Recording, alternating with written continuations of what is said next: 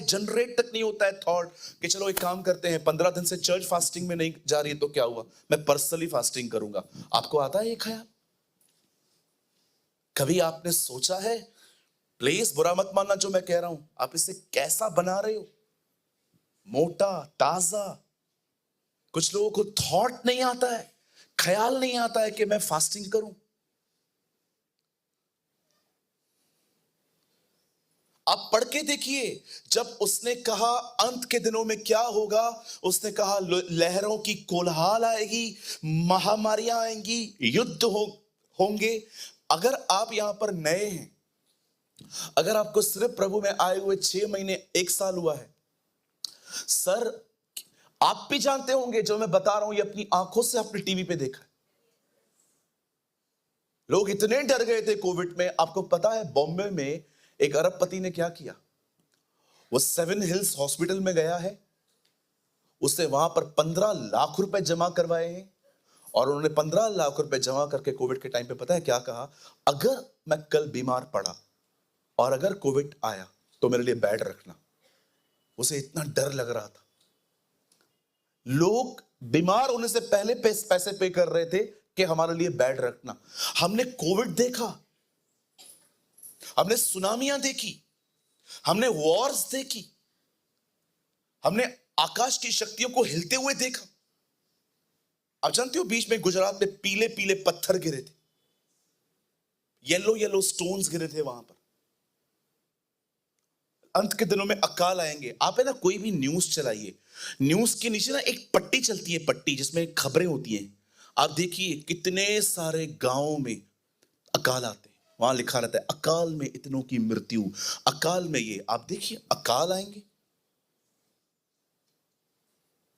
प्रभु ने कहा ये सब होगा, लेकिन आप जानते हो आप इन चीजों को भी चिन्ह नहीं बना सकते अंतिम दिनों का, क्योंकि ये चीजें भी दुनिया बनने से ही हो रही हैं। मुझे बताइए, क्या हमसे पहले कोविड से पहले बीमारियां नहीं आई थी? स्वाइन फ्लू आया था। अभी मैं अफ्रीका जब जा रहा था, आप बिलीव करिए, मुझे एक इंजेक्शन लगा दिया गया। तो उससे पहले उन लोगों ने मुझे एक इंजेक्शन लगाने से पहले उन्होंने बकायदा मेरी क्लास ली, बिठाया, समझाया, और वो हमको समझा रहे थे कि अफ्रीका साइड जाने से पहले आपको ये इंजेक्शन लेना क्यों जरूरी है, क्योंकि वहां पर एक मच्छर है जो आपसे बहुत प्यार करता है। लिसन लिसन, वो अगर काटेगा और अगर आपको वैक्सीन नहीं है, आप मर सकते हो, और आप वो बीमारी इंडिया में लेके आ सकते हो। आप बिलीव कीजिए, जब वो मुझे लगाया गया, उन्होंने मतलब ऐसी ऐसी बीमारियां हैं, सब कुछ। आप देखिए जब दुनिया बनी है तभी से बीमारियां आई हैं, तभी से वॉर हुए। अरे वॉर तो अभी कम है, पुराना नियम पढ़ के देखो, पूरी वॉर्स ही वॉर्स हैं। यहोशापात लड़ रहा था, दाऊद लड़ रहा था, योआब लड़ रहा था, पूरी बाइबल। आपको क्या लगता है ये लोग बस ऐसे ही लिख रहे हैं? They all are inspired by the Holy Spirit. हर युद्ध जो बाइबल में लिखा है वो ऐसे नहीं लिखा गया है, पवित्र आत्मा की प्रेरणा से लिखा गया। लड़ाइयां तो होती आई हैं, बीमारियां भी होती आई हैं, प्रलय भी आ चुकी है एक बार, जल प्रलय नूह के टाइम पे। आप जानते हो आप इन चीजों को भी अंत के दिनों का एक मुख्य चिन्ह नहीं बता सकते। और बहुत लोग मिक्सचर करते हैं, बहुत लोग मिक्सचर कर देते। आपको पता है सताव किन लोगों के ऊपर आएगा उसके उठाए जाने के बाद? बिलीव करेंगे अब जो मैं कहूंगा? 1/3 यहूदी मारे जाएंगे। पढ़ के देखिए प्रकाशित वाक्य, कत्ल किए जाएंगे ये। आप विश्वास कीजिए ये जो सताव है ना, स्पेशली यहूदियों के लिए आएगा, और इसमें वो लोग भी खत्म होंगे जो उस पर भरोसा नहीं करते, विश्वास नहीं करते, मारे जाएंगे। मैं मजाक नहीं कर रहा। आपको पता है आज से अधिक कठोर लोग उन दिनों में होंगे। प्रकाशित वाक्य में लिखा है तब उन्होंने यह देखा परंतु मन नहीं फिराया। आप पढ़ के देखिए, एक स्टेटमेंट इतनी बार लिखी गई है ये, उन्होंने मन नहीं फिराया। एक स्वर्गदूत वहां पर आके आपको पता है वहां पर क्या लिखा है? एक स्वर्गदूत आया, उसका एक पांव समुद्र में, एक पांव पृथ्वी पर था। इतना बड़ा स्वर्गदूत आके कहता है, हे पृथ्वी के लोगों, पर में मिस्र के लोग मेंढकों की पूजा करते थे। जब मूसा वहां गया, उसने कहा मेरे लोगों को जाने दे। उसने कहा मैं नहीं जाने दूंगा। सारे मेंढक बाहर आए। मिस्र के लोग नील नदी को पूजते थे। मूसा ने कहा मेरे लोगों को जाने दे। नहीं, पूरी नील नदी लाल हो गई। बाइबल कहती है परमेश्वर ने उनके देवताओं के द्वारा उनको दंड दिया। और भजन संहिता में लिखा है फिर से ऐसा ही होगा, मैं उनको उनके देवताओं के द्वारा दंड दूंगा।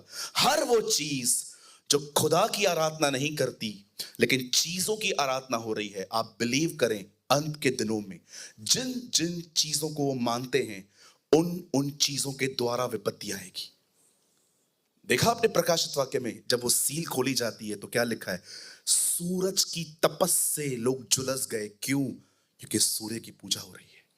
अंत के दिनों में मैं उनके देवताओं के द्वारा उनको दंड दूंगा। This is written. Amen. Wow, what a God we have. इसीलिए पौलुस कहता है रोमियो के 1 अध्याय में, जगत की उत्पत्ति से उन्होंने उसके कार्यों को देखा, उसके सनातन कामों को देखा, परंतु उन्होंने उसकी आराधना नहीं की। उन्होंने सृष्टि की आराधना की, न कि सृष्टिकर्ता की जो सदा धन्य है। वहां पर लिखता है वो आमीन। पढ़ के देखिए। एक बहुत टफ टाइम आने वाला है उन लोगों के लिए जिन्होंने गॉस्पेल को रिजेक्ट किया है। परमेश्वर ने जगत से ऐसा प्रेम रखा कि उसने अपना इकलौता पुत्र दे दिया ताकि जो कोई विश्वास करे वह नाश न हो परंतु अनंत जीवन पाए। ये 16 में है, 17 में लिखा है परंतु जिन्होंने विश्वास न किया उस पर उनका क्रोध बना रहेगा। Yes, hallelujah. उस पर उसका क्रोध बना रहेगा। और जानते हो परमेश्वर का क्रोध क्या होता है? वो मनुष्य को खत्म करके लौटता है। जैसे कर्ज होता है ना, कर्ज का मतलब क्या होता है? श्राप का मतलब क्या होता है? श्राप का मतलब है तुझे जितनी मेहनत करनी है तू कर, मैं तुझे सफल नहीं होने दूंगा। दैट्स कॉल्ड कर्ज। ये श्राप होता है। हम लोगों पे नहीं है। हम लोगों पे कोई श्राप नहीं। मैं आप में से हर एक को जो मुझे देख रहे हैं, अगर कोई भी आपको कहे ना आपके ऊपर श्राप है, आपके ऊपर पीढ़ियों का श्राप है, आपके ऊपर बाप दादाओं का कर्ज है, आपके पूर्वजों ने जो किया है वो सब आपके ऊपर आया है, उन्हें दिखाइए। गलातियों की किताब में लिखा है जो लकड़ी पे लटकाया गया वो श्रापित है। यीशु ने मेरे सारे श्राप उठाए। बाइबल कहती है जो व्यवस्था की एक भी बात पूरी करने से चूक जाए वो श्रापित है। मसीह व्यवस्था के श्रापों को लेकर हमारे लिए वो लकड़ी पे मरा। इसीलिए बाइबल कहती है अब विधियों का वो लेख जो हमारे नाम पर था उसे क्रूस पर कीलों से जड़ के मिटा डाला। आपके ऊपर कोई श्राप नहीं है।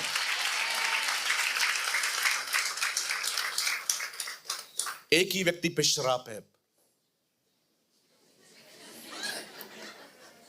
और किसी पे श्राप नहीं है। वही पुराना सांप, वही पुराना सांप। बाइबल ऐसा कहती है। अरे खुदा में बढ़ो। कैसे नेल्स ग्रो कर रहे हो, खुद भी तो बढ़ो। नेल ग्रो करते ना, ये वाला। उत्पत्ति में शैतान को क्या दिखाया गया है? प्रकाशित वाक्य में लिखा है वह पुराना अजगर। Devil also grow.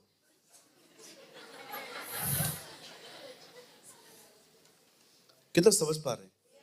शैतान भी बढ़ रहा है। सांप अजगर बन गया। You also grow. सिर्फ नेल ग्रो मत करो, सिर्फ बालों को मत बढ़ाओ भाइयों, सिर्फ दाढ़ी मत बढ़ाओ, प्रभु में बढ़ो। आप में से बहुत लोगों के ऊपर शायद कर्जा भी हो सकता है, आज आपको लोन देना पड़ेगा। आप जानते हो पौलुस कहता है मैं अन्य जातियों का और यूनानी और यहूदियों का कर्जी हूं। पौलुस ने जिन जिन लोगों को सुसमाचार नहीं बताया था, जब वो उन्हें देखता था तो उनको उसको ये महसूस होता था इसका कर्जा मेरे ऊपर, और ये कर्जा मैं सिर्फ सुसमाचार बता के ही बता सकता हूं। आई डोंट नो आप में से कितने लोगों को ये स्पिरिट है कि जब आप किसी को देखते हैं जो प्रभु में नहीं है तो उसे देखकर आपको महसूस होता है कि इसका कर्जा मुझ पर है। कहता है मैं अन्य जातियों का, यूनानियों का और यहूदियों का कर्जदार हूं। वो अपने लोगों से इतना प्यार करता है कि रोमियो की किताब में कहता है अगर तुम्हारे लिए मुझे श्रापित बनना पड़े मैं तैयार हूं। आपके ऊपर कोई कर्जा नहीं है, आपके ऊपर कोई कर्ज नहीं है। कभी बिलीव मत करना। बहुत लोगों के पास कोई टॉपिक नहीं है आजकल प्रीच करने के लिए, वो पुराने मुर्दे उखाड़ रहे हैं। Trust me, some people don't have any word of God. कुछ भी नहीं है कुछ लोगों के पास, बस कोई भी टॉपिक लेना है। एक फॉरेनर ऐसा प्रीच कर रहा है, उसको लिए सब लोग बोल रहे हैं हाँ हाँ जनरेशन कर्सेस होते हैं। तो भाई ये गलातियों में जो लिखा है उसका क्या है? आपके अंदर अपने बाप दादाओं का नेचर हो सकता है, उनके कर्सेस नहीं हो सकते। ये हो सकता है कि आपके अंदर अपने डैडी का नेचर है, मम्मी का नेचर है, बाप का नेचर है, दादा का नेचर है। अरे भाई अगर उधर से कर्ज जो चल रहा था, चलो मुझे एक बात बताओ, कितने लोगों ने ये पढ़ा कि जीसस ने क्रॉस पे कहा मैंने नया काम शुरू किया, आगे ले जाओ। उसने कहा पूरा हुआ,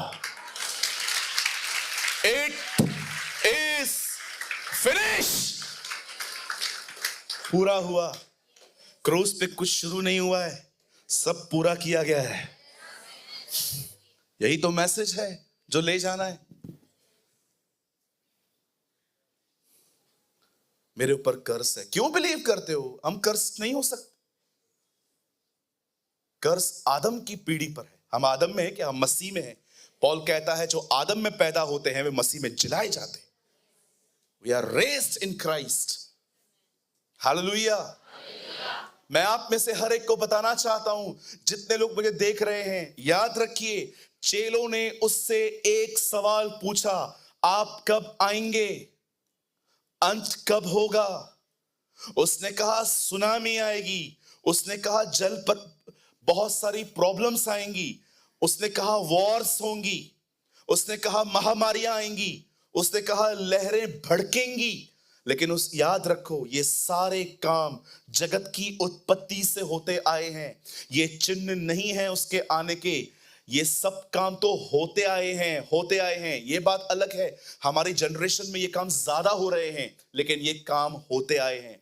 मैं आप में से हर एक को बताना चाहता हूं कि अंत के दिनों का मुख्य चिन्ह क्या है।